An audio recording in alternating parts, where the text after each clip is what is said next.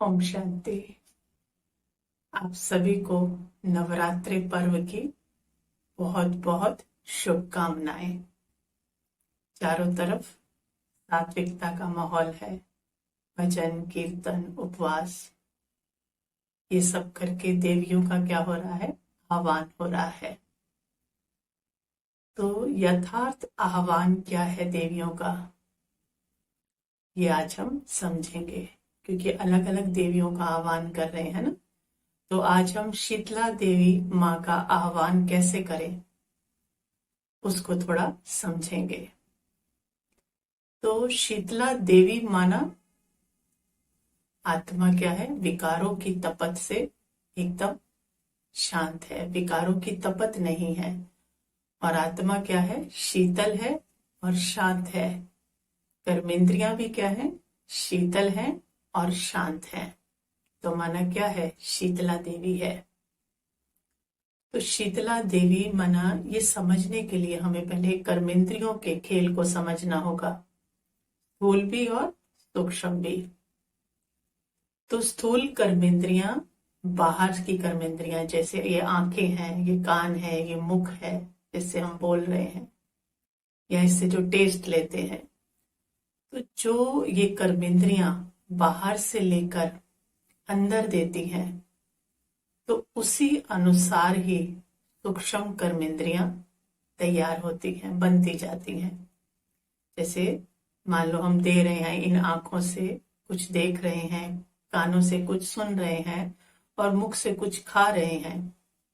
तो बाहर का आजकल कलयुग में कैसा है, सब तमो प्रधान है, कलयुगी है। तो वो हम इन कर्मेंद्रियों से अंदर दे रहे हैं। तो अंदर मन बुद्धि और संस्कार भी क्या है, वैसे ही बनते जा रहे हैं। और जितना बनते जा रहे हैं विकारी और तमो प्रधान, उतना ही आत्मा क्या होती जा रही है, कमजोर होती जा रही है। मतलब कर्मेंद्रियां बाहर से लेकर अंदर दे रही हैं। और हम क्या समझते हैं कि अंदर से आत्मा उदास है, कहते हैं ना मन उदास है, तो बाहर से क्या सोचते हैं, कुछ अलग से देख लें तो मन क्या हो जाएगा, ठीक हो जाएगा। दुखी हैं, उदास हैं या तनाव में है, तो सोचते हैं कुछ अच्छा खा लें, कुछ संगीत सुन लें।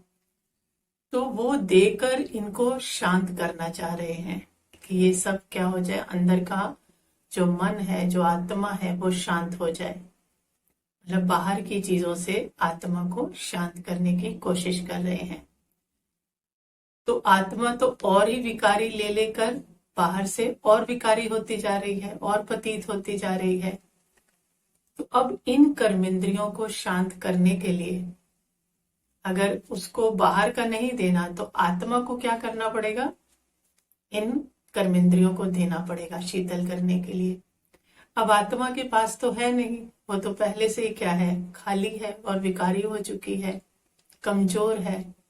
तो उसके लिए क्या करना है, तब उस शीतलता के सागर के साथ हमें जुड़ना है। क्योंकि जब उससे जुड़ेंगे, आत्मा भरपूर होगी, तो वो इन कर्मेंद्रियों को दे सकेगी। अब कहते हैं कि कर्मेंद्रियों को दे तो सकेंगे, लेकिन बाहर का बंद करने की क्या जरूरत है। बाहर का भी हम करते रहें और भगवान से कनेक्शन भी जोड़ लें। लोग कहते हैं ना, क्या करो, हमें मेडिटेशन सिखाओ, राजयोग सिखाओ, लेकिन बाहर का हम बंद नहीं करेंगे। और बाहर का बंद किए बिना ही क्या हो जाए, शांत और शीतल हो जाए। आप खुद सोच कर देखें कि एक तो विकारों की तपत क्या है, पहले ही अंदर बहुत है, आग लगी हुई है। विकारों को क्या कहेंगे, आग ही कहेंगे ना। तो आग लगी हुई है, ऊपर से उसके अंदर और मटेरियल डालते जा रहे हैं, आग भड़काने वाला। तो वो आग क्या होगी, और भड़केगी।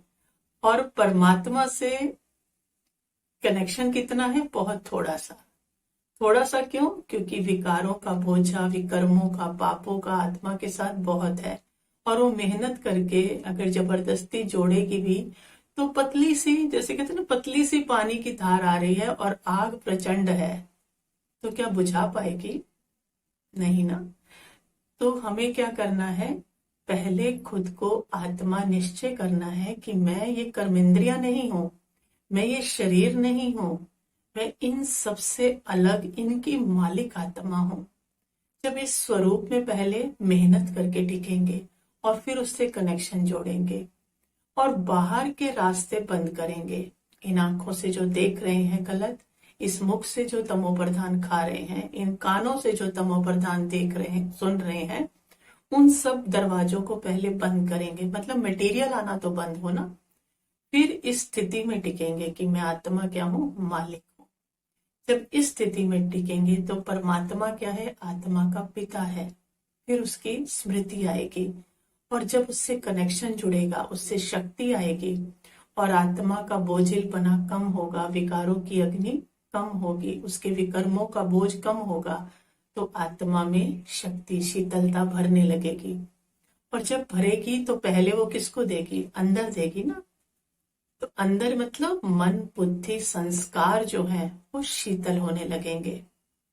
और शीतल जब होने लगेंगे तो वही अंदर का जो शीतलता है वो फिर हमारी कर्मेंद्रियों से बाहर प्रवाहित होगी, चाहे हम चाहें चाहे हम ना चाहें। कोई कहे हम कैसे प्रवाहित करें, जब अंदर जो भरा होगा वो बाहर जाएगा तो कर्मों में, व्यवहार में अपने आप ही आएगा, शीतलता उसकी फैलेगी।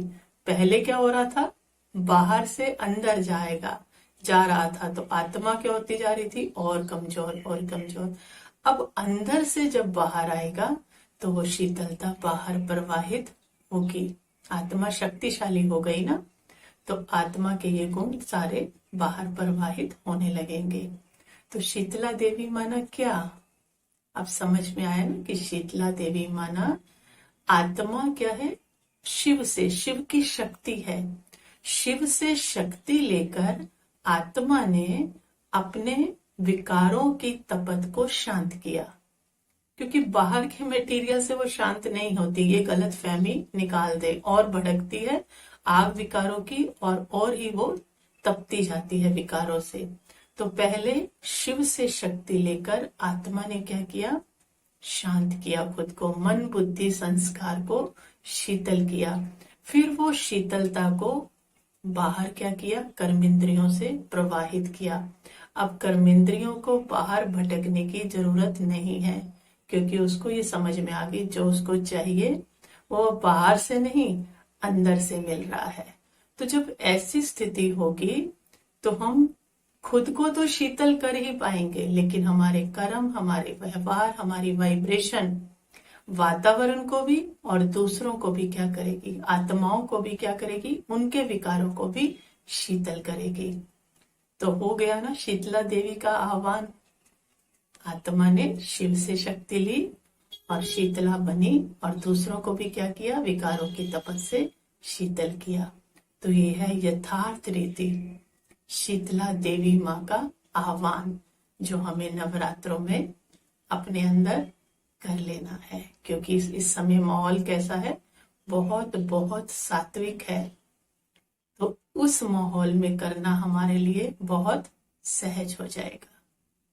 अच्छा, ओम शांति।